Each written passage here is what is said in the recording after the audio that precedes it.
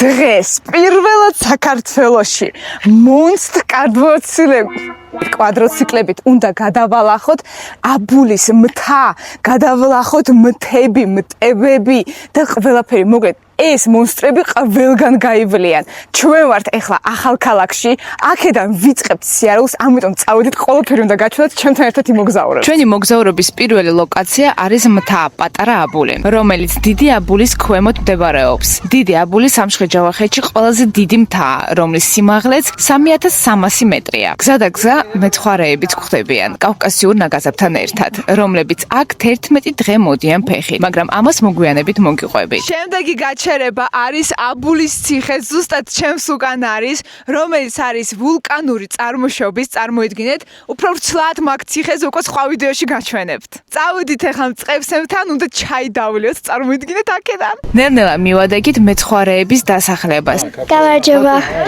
მოგვიყევი აქ რა ხდება როგორ სადაც დაგვასვენეს და თავიანთ დასარჩენში ჩაით გაგვიმასპინძლენ. აქედან გზა პირდაპირ ტბასთან მიდის. ხა მოვედით უკვე აბულის მთის ძირში, რომელიც მდებარეობს თვითონ აბულის ტბა.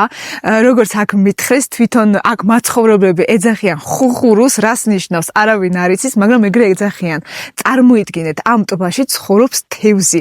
და რა თქმა უნდა, მე ვინ ვარ, რა აქ არ ვცადო თევზაობა და დაჭერა მაგ თევზის. შემიძლია დარწმუნებით თქვა, რომ თევზი აქ არის, იმიტომ რომ ჩემი თვალით დავინახე, თან ორჯერ გაგვექცა რა, მაგრამ სამწუხაროდ დრო მეტი არ გვაქვს, ამიტომ ეხლა მეტი ვეღარ გავჩერდებით აქ და მივდივართ უკვე მეორე ტბაზე. გზაში შუა აგვისტოში გვხდება ნამდვილი თოვლი, რომელიც არ ჩქარობს დადნობას და აშკარად ზამთრის თოვლს შეუერთდება. 5 აგვისტოა და ჩვენ ავდივართ თოვლზე ხალხო. კვადროციკლებით, ამ მონსტრებით გადავცუროთ ტბა. ეს პატარა ულამაზესი მთის ტბა განსაკუთრებით შთაბეჭდავია თავისი მშვიდი გარემოთი და გარშემო გაშლილი ჯავახეთის ლანდშაფტები. ირგვლივ არის სუქოები, ოდნავ ყვავილები, მაგრამ ისეთი ფერებიც არის. ტბასთან აშენებულ ფარდულში უგემრიელესი კერძებით გაგვიმასპინძლენ და ცოტა დასვენებას მოვასწარეთ დაბრუნებამდე, რომ უკანა გზითაც დამტკვარიყავით. მოკლედ დაგვრჩა უკან დასაბრუნებელი გზა, გასავლელი და აქ უკვე ხდება ჭაობები და წარმოიდგინეთ, პირდაპირ ჭაობებში უნდა გავიაროთ ჩვენი მონსტრებით, რა თქმა უნდა.